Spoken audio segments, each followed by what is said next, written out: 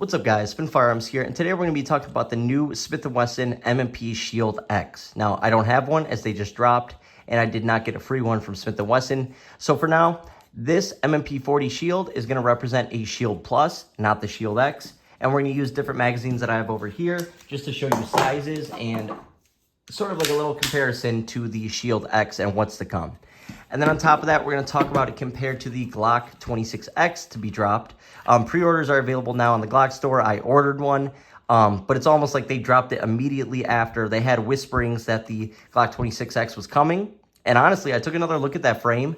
Go to the Glock 26X video. Go look at the frame on that thing.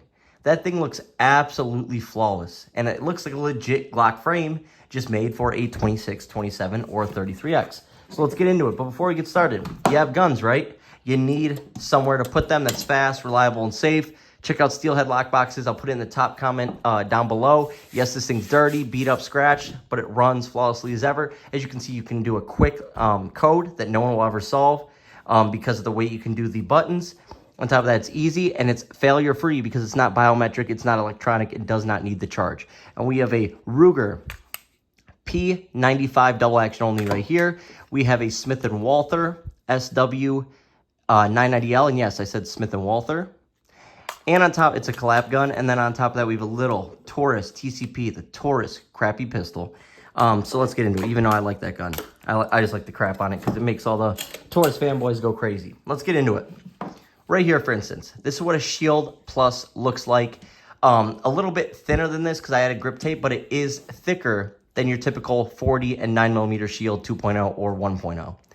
And they're really good guns. And a big reason why I really like Shields, and I got to give, a credit where credit is due, the Shield Plus is the third best Micro 9 out there. It goes Hellcat, then the CDS9 from Kimber, the CDS9 Classic, then the Shield Plus. So I think very, very highly of the Shield Plus. One thing that's always been a problem for me with that gun, the only complaint I have, is the ergonomics. They're so dang thin, you have to add some texturing. Not texturing, some grips, which do offer texturing, or some tape or something to make it fit your hand properly. That is my number one problem with the Shield Plus. Other than that, it has a great trigger, great shooter, everything. And it has the ability to slim down, or size down to something like this. This would be 10+1 in the Shield Plus. I don't have my Shield Plus with me today. And then right here would roughly be 13+1. So you have great capacity and you have the ability to shapeshift. This right here gives you like a Glock 43X size grip. I think it's a little bit longer than a 43X for the Shield Plus when it has its 13 round mag in it, and that's because it's so thin, the mag is longer. The Shield overall, having a higher slide, overall is going to be longer and bigger than any other Micro 9 out there. It just is what it is, but I can't take that away from the gun. So what is the Shield X? It's basically a 3.6-inch barrel, so you basically have a Glock 26, Glock 26 length barrel, but it's still going to be thin. When I looked at the width, it was 0.9 inches. And then what did they do to the grip? They got rid of your ability to shapeshift like a Glock 26 or a Shield Plus or a Hellcat. They made it where the flush mag with a 13-rounder is where it ends. You can't make it any shorter. I thought that's one of the best things about the Shield is the fact that you can shrink it down when you need to, make it a pocket pistol. I've been throwing this in the pocket out in the woods, carrying my 26 on my chest and this in the pocket. And actually, we think there's a Wolverine out there. We matched up the scat with it. We matched up all the claw marks on the trees, all the ripped up wood, and we're pretty sure we found where Wolverine lives. So gotta be armed for sure. But anyways, the best part of the Shield Plus was you could conceal it because you could flush it down, do a 10+1 setup. The other thing was the price. When I got my Shield Plus, I got the plain Jane one, no optics cut, nothing. It was $350. It allowed people who only had $350, $400 to get an amazing shooting gun, a reliable gun, and an accurate gun with a good trigger. The Shield X is now, MSRP is going to be $600. So I already looked at a couple websites. They were $599.99. And at a couple other websites, they're like $550 or $575. In my opinion, that takes away from the Shield series in general. These have always been affordable guns compared to, other companies like Glock and so on. So that sort of takes away, in my opinion. That's one of the negatives. Another negative is, like I said, you can't shrink it down. But same with the 26X. Once the 26X comes out, that's going to be 15+1, but you can't shrink it like a 26 or 27 or 33. That is why we want the 26L, the long slide version, but you can still shrink it down, but you can turn it into a compact size gun if you want, which Glock Store did say on a comment under my video, they're going to be putting that out next. So stay tuned for that. I'm going to be really excited when that thing comes out, and you know we're going to get a bunch of those. But other than that, it comes with a blacked out rear and then a night front sight. I like that. Optics ready, I like that. Unlike the Shield series, though, they finally put a rail on there. So I like that as well. Not for me, but for other people who do want a rail on their carry gun. That is a huge thing. On top of that, it's interesting. They went to the Bodyguard style trigger. Now, I have a Bodyguard 2.0. I prefer my LCP Max 2.0 over it. I shoot it better. It's smaller, more concealable. It just is what it is. The thing I don't like about the Bodyguard 2.0 trigger is it feels cheap. It feels flimsy. I run my guns a lot. I mess around with them a lot. I play with them a lot. It just is what it is. I need stuff that can take a beating and be durable. Not saying it's not, but I just felt like the original Shield Plus trigger was just so good. Just leave that in. And like I said, you're now making it so it's only 13 plus 1, which is fine. It's going to be better than the Glock 43X, but it's also going to be longer than a 26X with a 15-round Glock 19 mag. So the 26X is going to have an extra couple rounds over the Shield, while the Shield is going to be longer, which is pretty dang interesting. Now, from there, texturing looked great on it.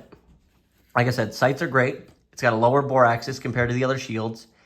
I just wish they would have released the Shield X with the flush mag being 10 rounds and then go from there. Make it like a Shield Plus. It's almost like the GX2. It's almost like a pointless release because you already have that gun out there. You just have to use a mag sleeve in order to get the desired capacity on the larger mag. It honestly makes no sense to me. I get it's a little bit smaller on the slide. You have a longer barrel, but just make a Shield Plus that's a 3.6. I get that they did that with the CSX2. They made it a 3.6. Well, if you look, the Shield Plus actually is a 4.0 inch. And that's going to be a much better shooter in terms of accuracy.